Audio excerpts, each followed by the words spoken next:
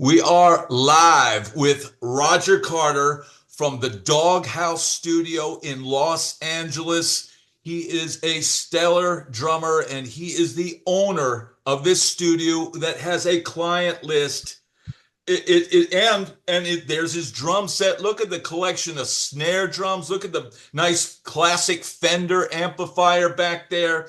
This is a place that has had Slash, Eric Gales, John Five. Hey, you know Eric, you know about Eric Gales, huh?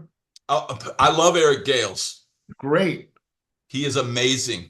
Yeah, I didn't know, I didn't think too many people knew about him. Yeah, he's great, man. Dude, he's probably the best there is in that genre today. Blues, like Yeah. blues guitar player. Blues guitar player, he's the best. He is the best. Yeah, he's awesome.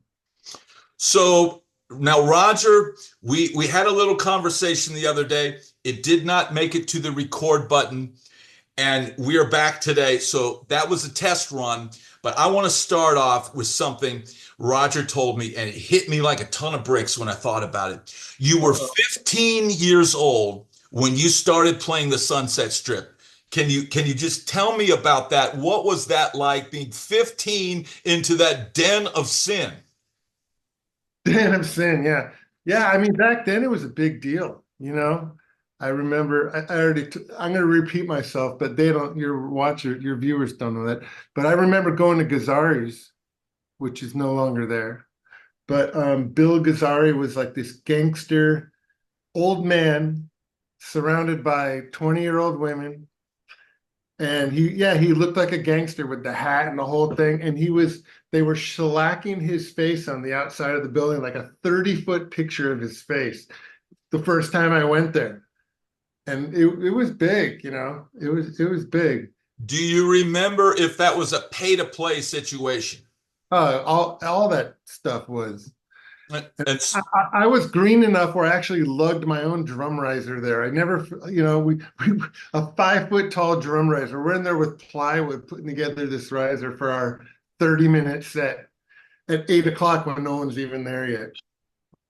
so for people that don't know, the pay to play thing was they give you a stack of tickets. They tell you you've got to fork out, here's 100 tickets. You need to sell them at $8 a pop. So that's $800 you'd have to hand over. But if you can sell them for $15 or $16, then that's $800 that you guys can all split among yourselves. But inevitably what happens is one guy sells a pretty good amount, a couple of guys kind of lag behind, and then you end up giving away a bunch of tickets. And then somehow somebody's got to cough up the rest of the money at the end of the night. Or the lead singer loses like 25 of them somewhere. Yeah, he loses them. Yeah, exactly. So, I mean, dude, That so sounds like a pretty fair deal, doesn't it, though? You entertain at their club and you pay them for the privilege of entertaining their customers. That sounds fair. it is a scam now that people don't.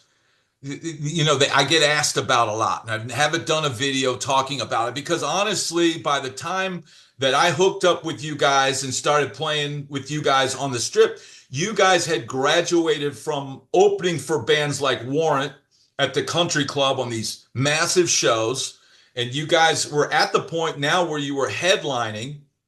Yeah. And it seemed like we got to a point where we weren't asked to pay to play because they knew we would bring in a crowd, but it meant that we didn't get any money either.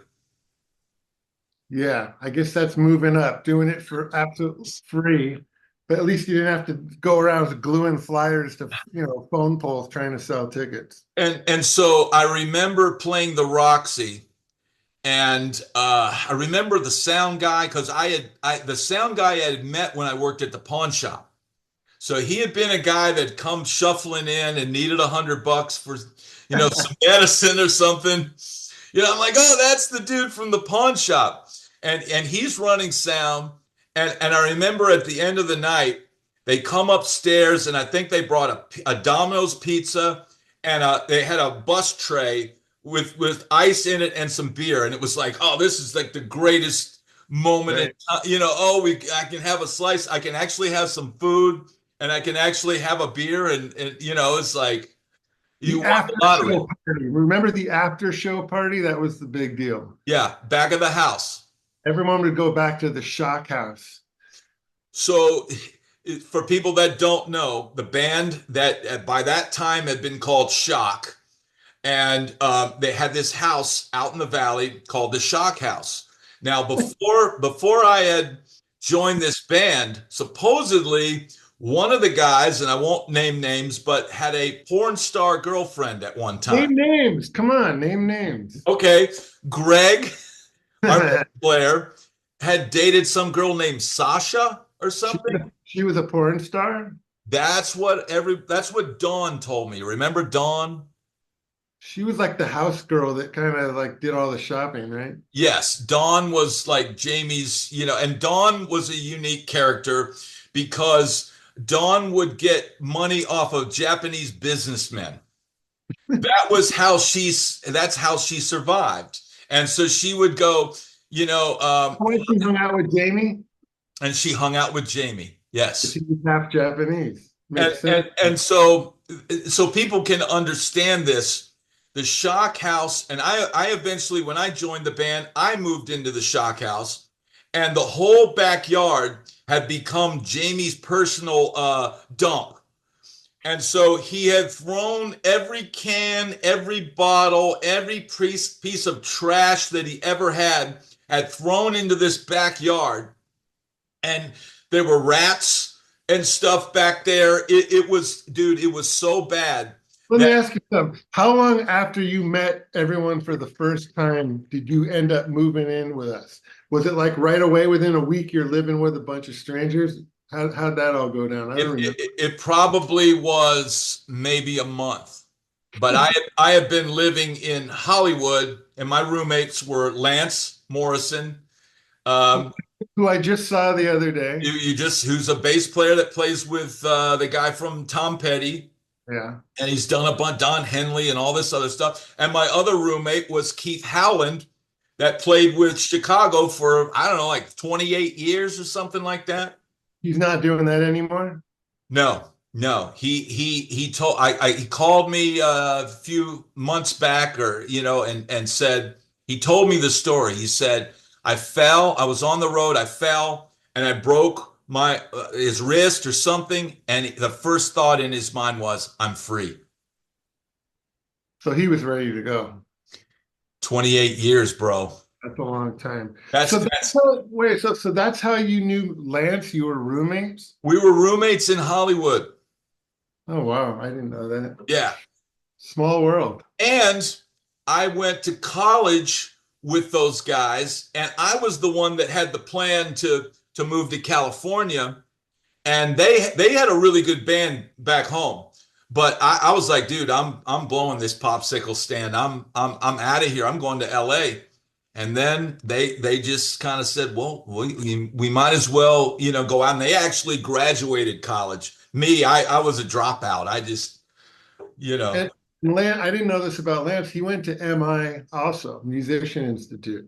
those guys both went there after I had gotten out. But I went there. I went there wow, too. I actually worked there. wow, I did not know that. Yeah, they called it security. It was overnight. It was, whatever, 8 p.m. to 2 a.m. or whatever it was. And they called it security, but it was really like maintenance. I'd go around fixing shit. Ah, okay. But check this out. So that was to help me pay through school. And then when I graduated, I still owed them a bunch of money. Wow. I don't remember how much, but it was a couple thousand at least. And the owner back then, it was owned by a guy named Pat Hicks. Yeah, I remember Pat. And Pat said, "You don't owe me any money. Go be a drummer." And he wiped the slate clean. I mean, who does that? Wow. Pretty cool, huh? Dude, that is epic. He doesn't own it anymore. They're like a big conglomerate bought it out years Yeah. ago. Yeah. I heard it was the Japanese or something. I don't know. I don't Yeah. know. So we play the strip, You've now, how many pieces was that drum kit back in the day? That was like a massive kit that you had. Really? Yeah, I thought it was. I mean, it was a Yeah, I cage. think yeah, I had like four toms back. I still have four toms. Yeah. But In fact, that but I kit, had the whole rack system, which made it yes. look really, Yeah, really big. you had all the symbols up on the Yeah. thing and all the chinas and all that kind of stuff, right? Yeah, I was dumb. I didn't realize I could set up a drum set in a third of the time if I just leave that shit back at home. Yeah, I know guys in Nashville that started just showing up with a bass drum and a snare and a Yeah. hi-hat.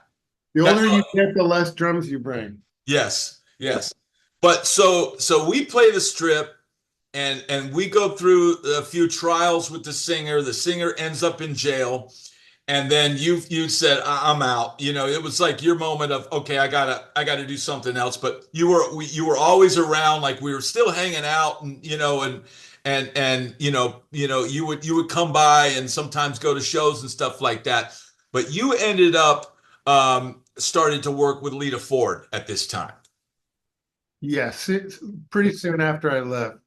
And Uh, and I remember you telling me of working with the drummer from Pat Benatar. Can you tell me that story? that's a good. So I auditioned for Lita, and after the audition, we went to Casa Vega, which was it's pretty. It's like a rock hangout. I think it was popular because it was the only restaurant that was open at 2 a.m. So everyone on their way back from Hollywood from the Strip would stop there because it was in the valley at the bottom of Yep. Coldwater Canyon. Mhm. So anyway, so after the audition, we went there. It was daytime, sitting at the bar. I'll never forget it. And she looked over. I had just met her, and she said, "I really like your drumming, but your drums sound like shit." And I'm like, "Oh my God." And anyway, she pulls out a piece of paper with a phone number on it and hands it to me. And she says, "This guy's going to help you with some drums." And it was Myron Grumbacher, who was the great, great drummer of all those early Pat Benatar records and tours. And he didn't know me. I'm calling him like this 21-year-old punk calling him, "Hey, I heard you can help me with," and he had his cartage, not even knowing me, he had his cartage people send over one of his badass drum kits. Wow. Said, just, use it until you get your own stuff going on. So yeah, that was pretty amazing. Wow. And man, I will say he was one of my favorite drummers growing up. Oh, he's awesome. That guy was just, he's like the first guy I think ever saw him stood up on the drums and did some big fill and comes Yeah. down and I heard Yeah, them he that was he was a boxer. He was a boxer. oh, wow. I think in college or maybe high school or something. Yeah, he's great. He ended up being a mentor. I still talk to him every once in a while. Wow. He's a grandfather now and loving it. But yeah, he ended up being a mentor. I remember the first real studio experience, not the first time in a recording studio, but like a real deal with the big leagues. I was having a lot of trouble playing to a click. And on slow songs. Oddly enough, it was only slow songs that were messing me up.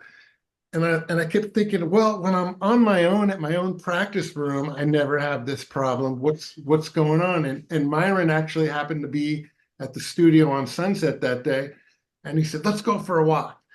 And so I'm walking down Sunset, and he goes, "First of all, you got to turn that click down because the click is so loud, the headphones are jumping off the floor when you set them down." He said, "Turn them down, use it as a reference in the back of your brain. Don't have it blasting."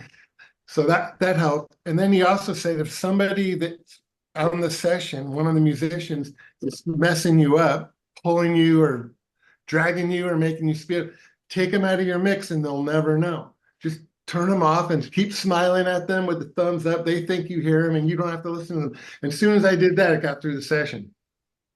Man, this right there, that nugget that you just gave, that is some of the most valuable information. If somebody's watching this, I hope there's some kid that plays drums and hears that because just the simple thing of, man, that little box that they give you where you can adjust everybody's volume, that is Yeah. probably the most important thing on the session that you can have. And like you said, if something's throwing you off, man, you got to pull that, you got to pull it back. Yeah, it's strange. You could be locked with a click, but your instinct when the musician's going off, like if the bass player's slowing down, you go with the music. You don't try to stay, you know what I mean? And it pulls you.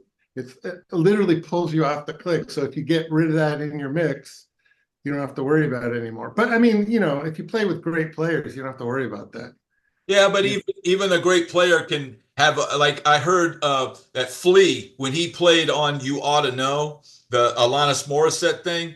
I heard he rushed so hard on that bass part that they, back before editing, they had to do major editing to try to pull the bass because some people get really excited and maybe he didn't have click in his ear or maybe he's just slapping away and so I mean yeah so speaking of Lance, we were just talking about Lance is all over that big Alanis record. he is all over that record and I mean dude that was my roommate dude he slept in the living room.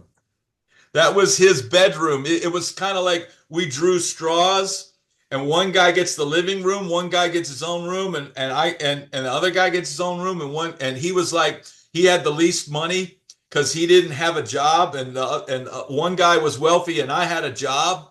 So it's like, okay, you get the living room and it's 150, and then the guy in the bedroom pays this because he's got his own bathroom, and then me and Lance shared a bathroom. So yeah, he went on to play on that one of the biggest. I mean, dude, sold like 14 million records or something like that. Yeah, it's huge. So when you did this Lita thing, now this is another lesson, and this is something that maybe doesn't happen as much anymore. But you played on these sessions, and you were just happy to be there for a while, right? And there was no talk of any financial. It was not. You weren't signing a union card. It was Yeah. just, hey, show up on Friday, bring your drums.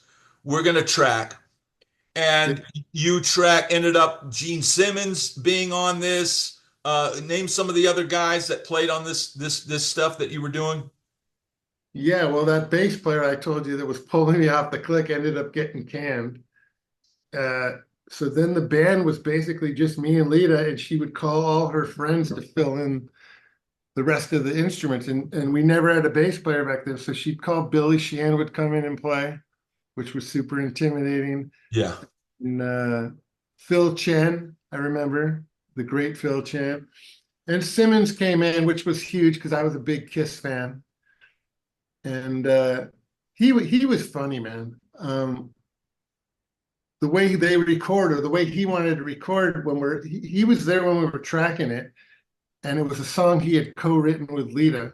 You can actually get this record. They took all these songs and they made a record, released it. Wow. What's the Time name of it? Time Capsule, Lita Ford Time Capsule. Wow. Those are all those demos and all them sessions we did back then. And all the photos on the collage on the front, most of those are my photos that I Wow. sent over to them for. But anyway, so Simmons would say, "Okay, let's just play the first. We're trying to get drums." He goes, "Let's just get the first verse."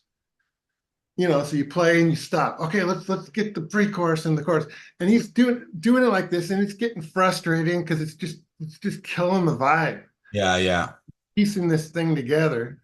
And this was all to tape. There was no Pro Tools. This is all, razor Yeah. blade edits if you needed to edit stuff. Wow. So, Wow. um, so I just finally said, "Hey, let me just go for it. Let's play the whole song." Yeah. Of course, I knocked it out because it was super simple. It was like Yeah. no big, talented, amazing thing I did. It Yeah. was just Yeah. straight up AC/DC kind of thing. And I knocked it out, and he was so impressed that I could play a song all the way through. It blew my mind. It was kind of crazy. Uh, Wow. Yeah. Well, that might have been telling of some other situations that maybe he had been in. I had heard that some of the other stuff, maybe there was some, cutting and pasting, but I digress. I so, digress. so when do you think click track started? Like in early 80s, late 70s at the most, at the furthest? Yeah, I guess but there was always at some point some people push back. Even to this day, I did a session back in Nashville, and it was for a keyboard player, and he was, he has all this like kind of, emotive type playing, and he didn't want to track anything to click. But Yes. nowadays it's you have to do it. I remember being on a tour once where we were playing the tracks. This is, a long time ago when that whole thing started, playing live with pre-recorded stuff. And the click on this person's big single, whatever it was like, let's say it was 110 or whatever. When the chorus hit, they bounced the click up to 114. It seems so wrong to me. Like you're locked into a click and all of a sudden it's going to jump and then jump back down. But in an odd way, it worked. It was kind of weird. I kind of like quit my belly aching and just got used to playing it. And when I'd listen back to, whatever videos and stuff, it kind of made sense. It It kind of sounds gave it that push and then it came back, which was, pretty cool. that was a natural thing, back in the day when there was no click.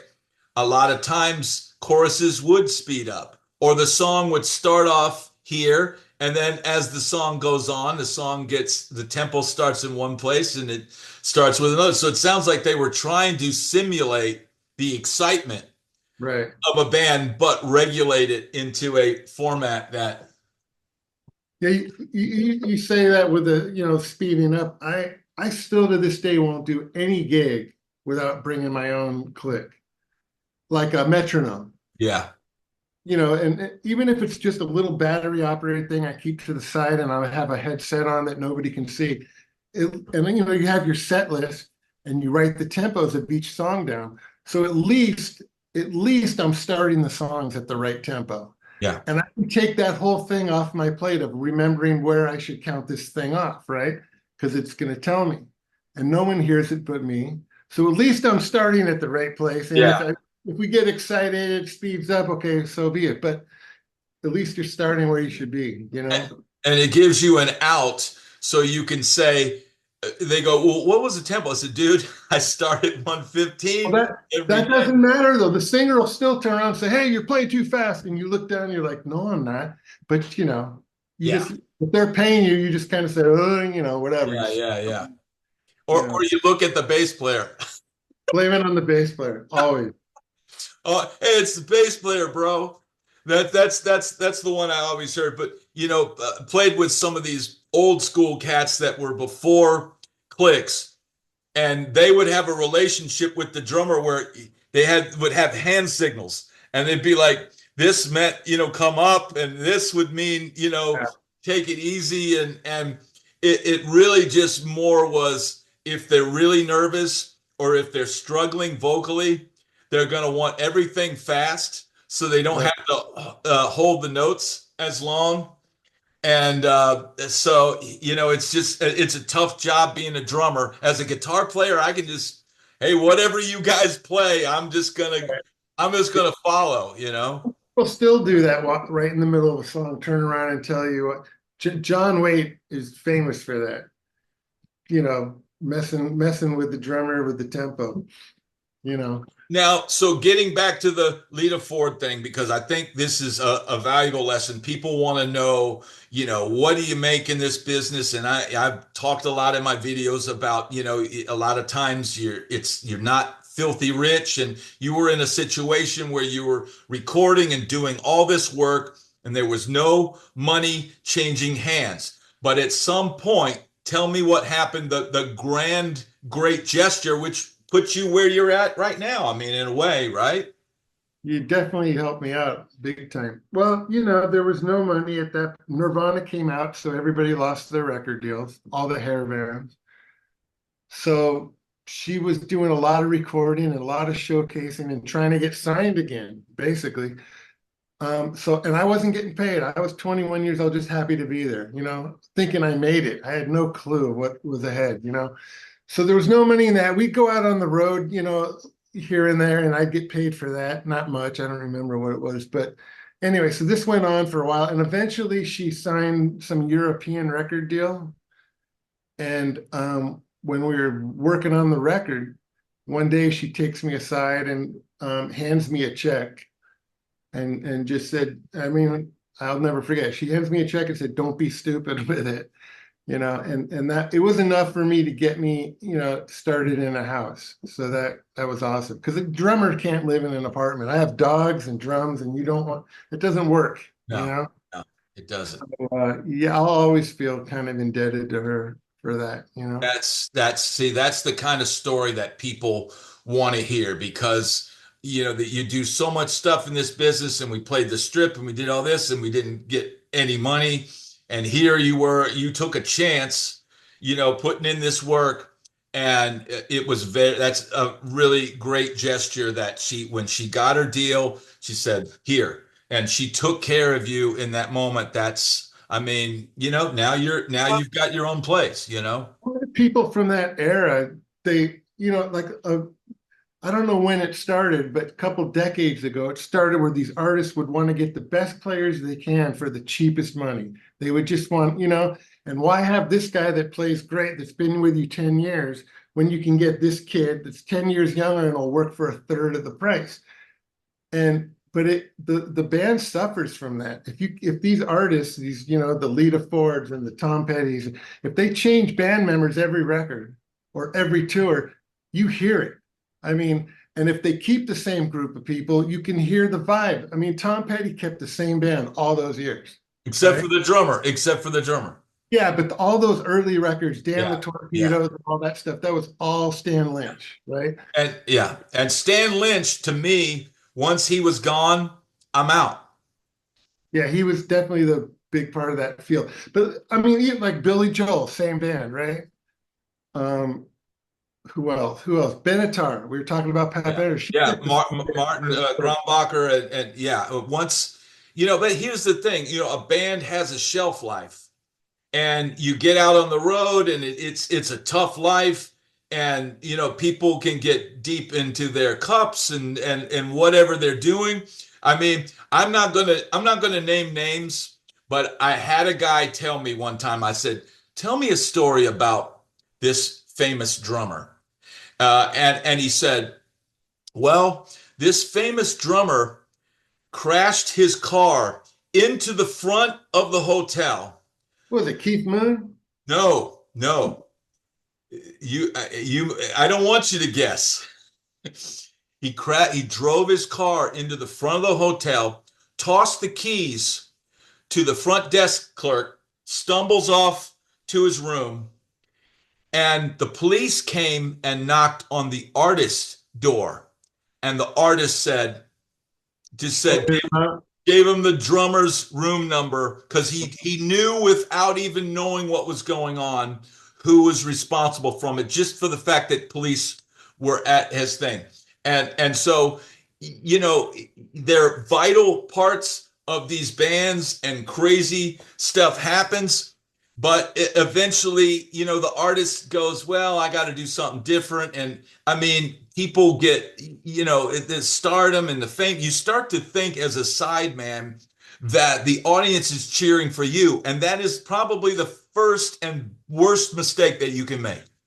No, you could have these people could have anybody behind them, anybody, and what's that movie? Bring on the Night from Sting. Remember that movie? Yeah.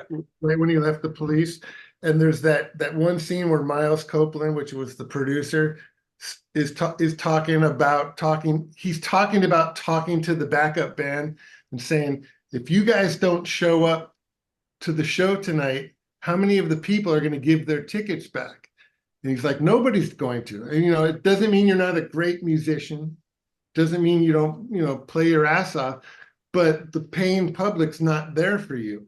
But if Sting cancels tonight, how many people are going to return their tickets? You want to return every single one of them. Yeah. And there's a lot of, there's truth to that, obviously, but there's still artists that treated you, would treat their bands better than the being so expendable. And it seems to be the older artists, Yeah. Like you said, you change one piece in a band and the whole thing goes sideways. So now at some point you're in Lita Ford's band and a guitar player that is now in a very motley type band becomes the guitar player for Lita Ford. Can you tell us something about John Five? Yeah, he was in a band with Randy Castillo. I don't know if you guys, if you remember Randy. Yeah. Randy was a great drummer. He was playing, Ozzy for years. And they had this they had this original band. And one night Lita said, hey, they're playing wherever in Burbank. Let's go check it out. And that's when I saw John. There was a skinny little guitar player, looked like a surfer dude, and he just played great. I mean, he played his ass off. So Lita was able to lure him into playing, going on the road with us, you know. And so that's where I met him. And I ended up shortly thereafter, he had a band called Red Square Black, which was like a James Addiction, Nine Inch Nails kind of thing. It was a great band. I love that band. So when Randy went back out with Ozzy Osbourne, John just said, "Hey, come join Red Square Black." So we just started doing a lot of gigs together, other tours, and he actually lived at my place for a while. Wow. Wow.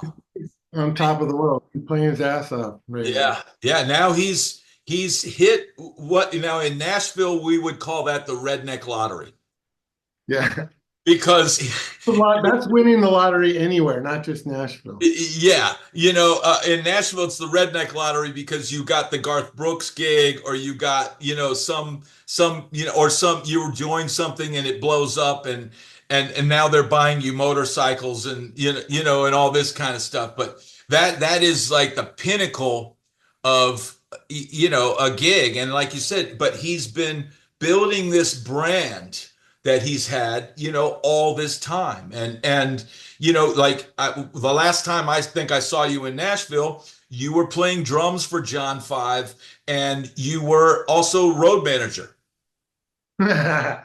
Yeah. Did I look stressed out? Not too stressed out. I've seen more stressed out road managers. Let's put it that way. Yeah, he started going on the road with his original instrumental thing. Yeah. It was I think there was like eight of us out there maybe on the road, the band and a couple guys to help us out. Yeah. Yeah, he still does that. He still Yeah. goes between these Motley Crue tours. Is that as far as pay on something goes, obviously as a road manager and drummer, that's kind of a double dip Yeah. situation. And is that like a weekly pay or a show pay type deal? It just depends who you're working for. If it's these are usually if you're working for like weekend warrior kind of things like whoever the Rick Springfields and the whoever REO Speedwagons, just when they play on the weekends, they usually pay you by the night, by the show. But if it's a real 6 week run, they're not going to want to pay you per show. They'll just give you a weekly thing, and then they own you. It's not just playing the show at night. Yeah. They might have morning news shows all over the country that so at 6 in the morning you're getting a lobby call and going and playing maracas or a bongo at some news, and but when you're on salary, that's it. You're on salary. You're working no matter what the schedule Yeah. is. Yeah. And they'll try to squeeze in as much into that week Totally. can. So I remember being in the Philippines when Arnell got the gig with Journey, and one of the road guys out there was telling me that Arnell was not happy, and I go, well, what he's hit the lottery. What's wrong?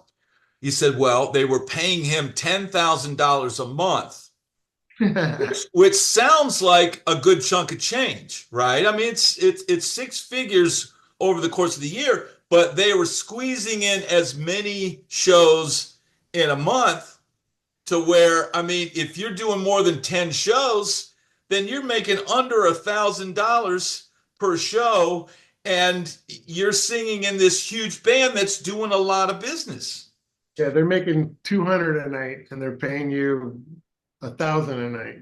Yeah. So this was very early when he had just started. Of course, I'm sure that's been all, renegotiated and once it became successful because having somebody from a country like that, which is the Philippines, is very into music. There, it's like everybody there can sing. Every time I've been there, everybody else could sing better than anybody in our band.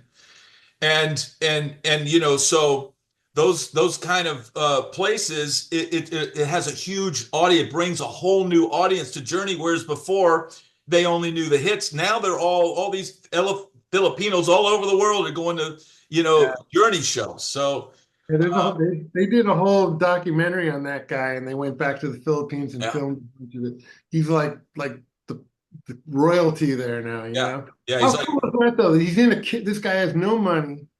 He's in a karaoke bar singing, yeah. and Neil Sean sees it on YouTube, and next thing you know, he's set, you know. That's a good story. Yeah, yeah, and now that story happens a lot. I mean, look at the guy from Skid Row that was doing it for a while, Eric Kronwall or whatever it was. They found some Danish guy that just had incredible pipes, and they for the last year or so they brought this guy over, and he was just killing those songs. He was nailing the heck out of it.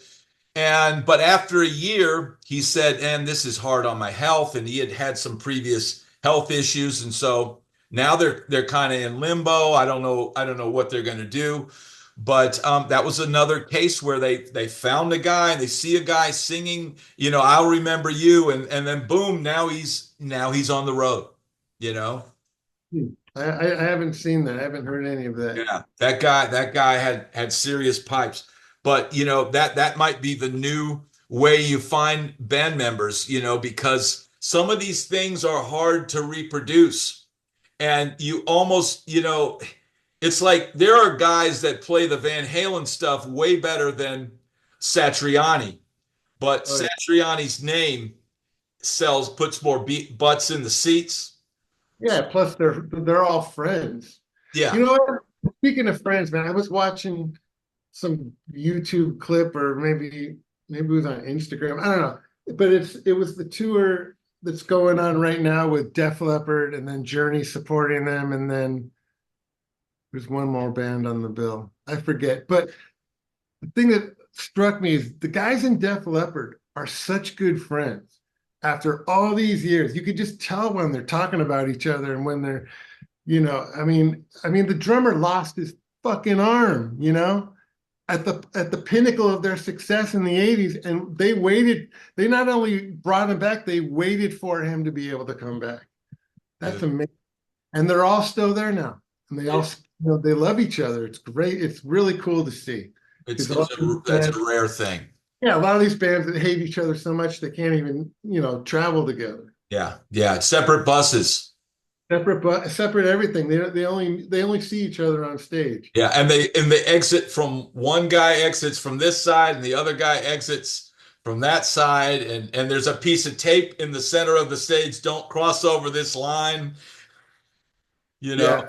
Yeah, and there's a lot of that. There's a lot of that goes on. But yeah, I thought that was pretty cool. You could just tell when it was somebody's birthday, and they were all leaving like these birthday messages. I think it was who's the guitar player, the newest guy, Vivian Campbell. Vivian Campbell's birthday. So they were all leaving him like birthday messages. Pretty cool. Yeah, man, that's such a rare thing. It's such the road is tough. Nerves get frayed. You lose sleep. You get into situations with terrible backline, and planes, trains, and automobiles trying to get somewhere, and it's very easy to get in your head and to get aggravated. Somebody could just say one little thing, and it's really easy. So for these guys to get along so well, it's a rare thing. Yeah, I mean that's 45 years getting on. It's awesome. Yeah, that is insane. Now, you told before a really cool story about Jeff Porcaro. If you could tell that story here, I know there's people that he's one of the greatest drummers of all time. I listen to every now and then I'll put something on and realize, yeah, Jeff Porcaro played on this. I mean, he was an icon of that time. Something was recorded in the late 70s or 80s. chances are, good chances are it was Jeff on drums, you know. But well, I was really young.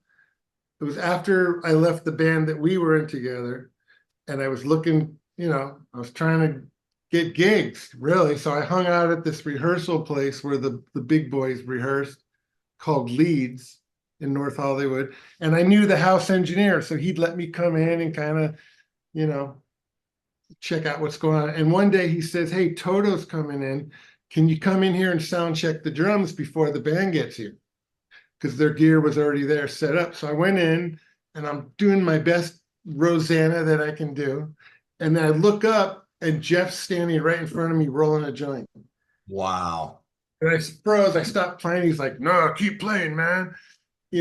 And anyway, long story short is he invited me to stick around for that rehearsal.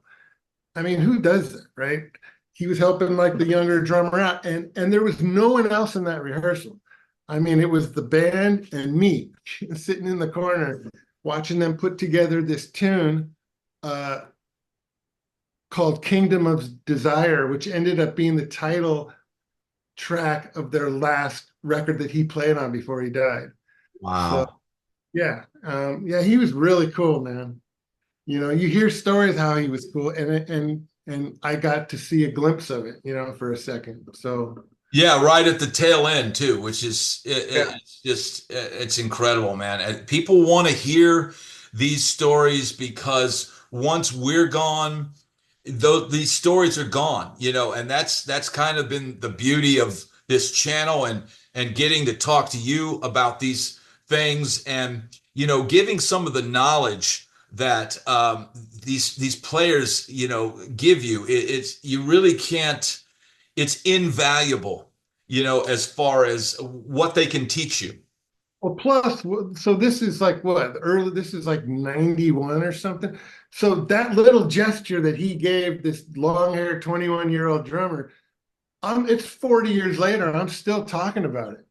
And it just goes to show if you just maybe take time out of what you're doing and help some up and coming musician.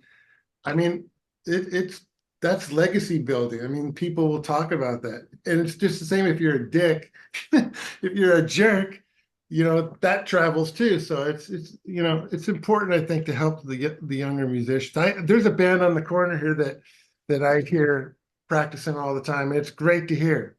They're all must be in one of the bedrooms, and they're louder than crap, and it's great. It's great to hear it. So I give the drummer some, I give him some drum heads and sticks here and there, but Wow.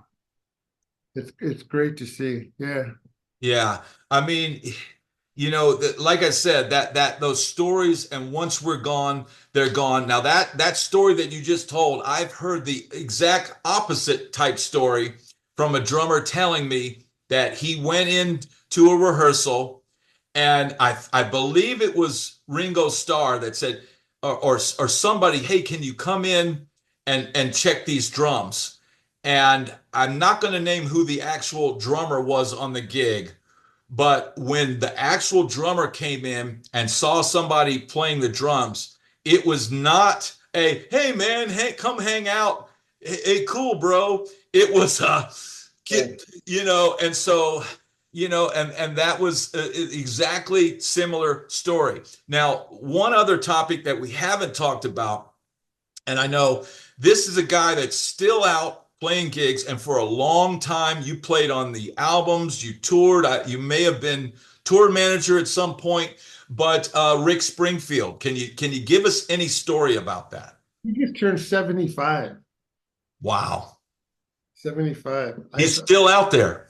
My girlfriend showed me this headline where he said, "I feel like I'm in my 20s." But yeah, he always took care of himself more or less, that goes a long way. Springfield. He was great. He was one of the coolest guys I've ever worked for. Really just like one of the guys, and one of the guys that takes care of his band. He wanted the same band. He didn't want to record these records and bring in all these session players. He wanted his guys. So that was cool. So for like, I don't know, 15 years I was in that band, 14 years, and did probably 7 records, 8 records, and it's always the same band, you know. And were these fly dates or were they bus dates? There was both. Mostly I'd say 95% was all flying, all flight dates. But when we went to Europe, we'd obviously bus it for a while. And then there were some runs where it was bus. He didn't like the bus. And I don't really like tour buses, you know, unless it's just traveling to the hotel. But if you have to live in it and sleep in it, I'm not big on that, you know. I'm with you there. I like fly dates because you usually get your hotel room and you can get away from everybody and then you don't have to lug any gear. The gear is provided for you and you just kind of show up and plug in and yeah. But so a gig like that, how did you get a gig like that? This is going to be funny, man. Coincidence. Lance Morrison's name's going to come up again. Lance was playing with Springfield, and he knew I was looking for stuff to do. I had been in a band called Berlin with Lance. That's where I met him, and Okay. so we were talking, and he called me one night. And he said, "There's a good possibility Rick might need a drummer tomorrow," and I guess Wow. his drummer of 25 years, they actually got in a fist fight. Wow. He wasn't sure, and sure enough, that was it. They needed a drummer, so Lance called me up, and there was an audition that week. I think he must have called me on a Monday or Tuesday, and they had a show that Friday, so they were in a pinch to get someone in, and it was a big show. It was like Universal Amphitheater or something like that. It was a Wow. big show, and the night before the audition, I picked up the music, and the night before the audition, I backed out of it. I don't, there's a lot of stuff was going on in my life and I Yeah. just didn't want anyway, so I backed out of it. And then the next day I'm at a rehearsal with Berlin and I see in the parking lot, I see Springfield walking around and he's got his dog Scooby and all these drummers are walking in and out of another rehearsal spot. And I started getting jealous because I bailed on Be it. So I back. actually went up to him like a little punk, Mr. Springfield, just want to say hi. Lance called me and he said, "Well, why aren't you playing?" I said, "Well, some stuff came up." He goes, "Come on in, come play." I said, Wow. I didn't learn any of the songs. He goes, "I don't care. Come on in and play." So I ran back in the Berlin room. Yeah, grabbed my sticks and my stool for some reason because I sat so low and went back in there and just hacked my way through stuff. And then he called me that night and gave me the gig. Wow. So I hit really hard back then, yeah, like yeah, stupid hard. I think he liked that. So yeah. Yeah, I would say that your style back then would be like the bombastic nature of like a Banali, right? But the finesse of like a Caliuta or somebody like that. Like you had those chops, the fusion chops and stuff like that. But when it came time to just dude, you would not want to be standing next to your snare drum. Let's put it that way. I think where that came from is being in so many bands when I was a teenager where I couldn't hear myself. There was no PA. You weren't miking the drums. You were playing with a guy with a Marshall stack on Yeah. 8. And, he's drowning you out. So you just keep hitting harder and harder and harder. And it just, um, I mean, it worked for me for a bunch of years in touring, but it kind of works against you when you start recording for people because you can hit so hard you knock the tone right out of the drums. There's a point where any hitting any harder is just ruining, killing the sound. Yeah. It took me a while to learn how to do all that. But you learn by listening, right? Yeah. Yeah, these are things that we learn just, it's the same on guitar. If I push down too hard, the strings go sharp. And if I, all of these things are lessons that do you remember a sound guy for Shock named Jerry? Long hair Jerry. Long haired Jerry. Yeah, for sure. So he was a guy that ran sound for us, and he ended up he was dating Vicky Hamilton. who was the Right, yeah. manager of Guns N' Roses, and he was like our, sound guy that would come to the gigs and all this. But he wanted the guitar slot. So he was always busting my chops. It's like you got, Like a vulture on your shoulder. yeah. And but what's funny is many years later, this is probably 10 years ago, I was on the road and I was playing some theater in Kentucky, like it was like a Greek theater with the columns and all this. And there's this sound guy there. And I'm like, wait a minute, is your name Jerry? Oh, yeah, that's And great. he was the friggin' sound guy for Shock, and he's now running sound in this BFE Kentucky, theater somewhere. And I'm on the road playing with some artist who's headlining this. How long ago was this? Was this recent? This was probably 2012. Oh, so a while. It's been a while now, but He was yeah, always cool. I mean, I don't know how he mixed, but he was always a nice guy, right? Right? yeah, he was a nice enough guy, and but it was just one of those weird things that you run into somebody you don't, dude, and I know from that time period, there's so many people that we knew and met and played for and that hung out with every day, and now you wonder whatever happened to that person, Yeah. right? And then guys like you, where I don't know when I saw you again after back when we were in a band, but it was a long time. Yeah. It had to be at least a 20-year You, chunk. you kept the same number. And you probably had John Billings' phone number, and he'd probably say, "Hey, I want to get a hold of Bad Brad," and so he would have my number of the week, you know, and so that would be like you would come through town. I remember one time going to, I think it was Wild Horse Saloon, and you, So, you were playing with Rick Springfield there, and some different stuff. So. yeah. So how's Billings doing? He's doing great. You watch your show?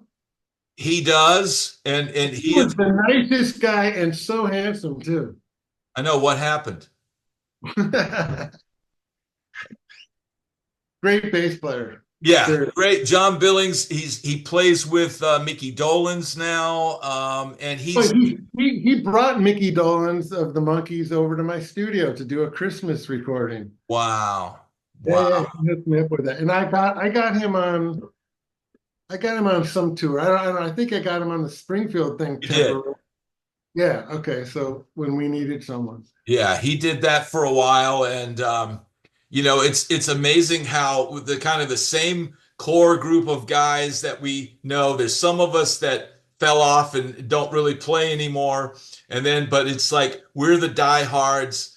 I'm still playing. You're still playing. John Billings still doing it. It's changed some. We're not. I'm not going to go out for $200 and play a dive bar. But we're still like, it's like if the phone rings and it's the right situation, we're ready to go, right? In all these years, could you even imagine not playing? Has that thought ever crossed your mind even for a second?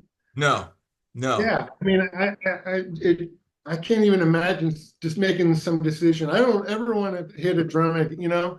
And some of the guys we grew up with did that 30 years ago. They stopped playing yeah. completely, turned their back, which that's cool if that's what they wanted to do. But that would never even be a thought to me. That was, something that just couldn't happen.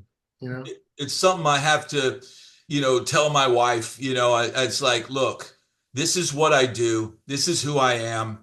And I'm going to do this as long as I can. I'm going to play. It's the reason why I wake up in the morning. Besides my 3-year-old daughter and my wife, I'm always thinking about, hey, I can work on this, or even if nowadays I'll be lucky if I get 20 minutes a day to run some scales or do something. But it becomes part of your life now. Like you said, there's some guys that have to go do other things. And I understand that. And some of them are in way better financial shape than maybe we are. And it's a trade-off. I always knew that I could have made more money doing something else. There's always that possibility, but would I have been happy? And that's the question you have to ask.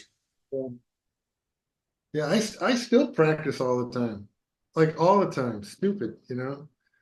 But yeah, it's funny. You almost have like a relationship with your instrument, like because you can remember when you were 10 or 12 playing, and just how you progressed with this instrument all these years. You know. Now, I'll give you one last question and we'll wrap it up. But that's a great point you just made. How do you feel that age has changed your perspective and how you play? I just learned a lot more. I mean, I learned what to do. I learned, importantly, what not to do. You know, um, part of that's just because you want to always grow, but part of it's necessity. You want to get paid. You know, so I think my playing changed. I became more of a chameleon, more of an actor.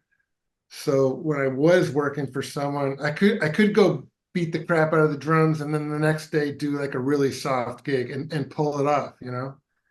I actually played on a Glenn Campbell record, and it the playing was so minimalistic, and so light, and so much space between the notes that it was hard, Yeah, you know. And so when I got through those tunes, I was pretty proud that I was because that was so not I was so not the right guy for that job. yeah. You know what I mean? They could have hired anybody from Nashville to do that, but somehow I got it. And yeah. So I just think, yeah, man, you just become smarter. You become smarter of what music needs to happen. You know, you're not playing for yourself. You're the the cliche. You're playing for the song, but you really are. You know, Yeah, you're not trying to say dig me," watch this new drum lick." yeah, And I don't know about you, but I always record myself. Not even in the studio. I mean, like when I play with whoever, I'm always recording, even if it's just on a little GoPro, because I think listening back is the biggest tool you can have. Because sometimes you think you're doing this really cool thing, and then you hear it and you're like, oh shit, that wasn't that cool. You know what I mean? yeah, And I think that's why the session players that we all love so much were so great, because they always heard themselves. They would play and then they'd go in the booth and hear the playback.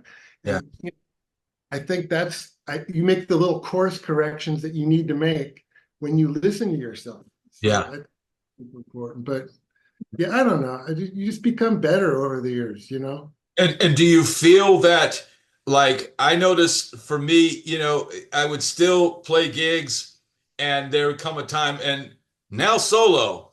And there'd be some nights where I would go to start ripping a solo and the hand will just go, not tonight, you're going to do that. And it's like, and you're like, okay, I've got to adjust because sometimes the brain, sometimes if I'm playing over chord changes and it's like a jazz tune or something like that, sometimes the brain is not, and then other nights, everything I try to play comes out. And it's just you never know what you're gonna have that night. It's like getting into a boxing match and then finding out how much stamina you have. Yeah. Yeah, I mean, you try to prepare for that. Like if you know you're going to go out and do some shows, and it's like a loud rock thing, you try to at least bang on some drums before the first gig, so in your own practice spot, so you can get your endurance back up. But yeah, there's definitely some things they can't do anymore, and that's okay, you Yeah. know. Yeah. But yeah, I think for the most part, I can play everything I played back then, and I just think I play better now. But Yeah. it's probably not as loud, and bombastic like you were saying. Yeah. Yeah. That's all right. That's What do they say? My vocabulary is more vast now. yeah. Yeah. 6 years old. I've been playing drums for 46 years nonstop. I never put it down. Yeah. Yeah. You know, there was never a bunch of months where I said, I'm not going to play. I mean, it just didn't Yeah, happen. yeah. Well, this has been an incredible conversation. The Doghouse Studio, Los Hold Angeles. on 1 second. Hold on. We got to make a cameo appearance. Okay, yeah, we have got a special cameo for you here right now. Let's see who he's gonna pull out. Maybe is it Rick Springfield? Is it John Five? It's not John Five. Look at this. Now, this is why they call it the doghouse. He as long as I've known Rodger, he's always got a beautiful dog like this. And this has been an incredible interview, and you're the first interview I've done on this channel. I want to plug also the Squirts, which is your band with Matt Bissonette and George. Uh, Yeah. and that is available Spotify, YouTube, all that stuff. I'll give you the link when you post this. It's a Okay. band camp place where you can Okay. hear it. You don't even have to just buy it. You can just go hear it if you want. Okay. But Yeah. Send me that link. And if you want, send the link to the Doghouse Studio, Los Angeles. If you need a place to record music in Nashville, you can always reach out to Rodger. There is a client list that is some of the who's who of the music business. Always great to talk to Rodger Carter. I hope to see you out in Los Angeles soon, my friend. May you continue pummeling skins with great thanks, Matt. aplomb. Thanks so much, Brad. Good Thank you, talking to you. sir. Have a good day, and I'll see you next time I see you. See you later. Later, bro.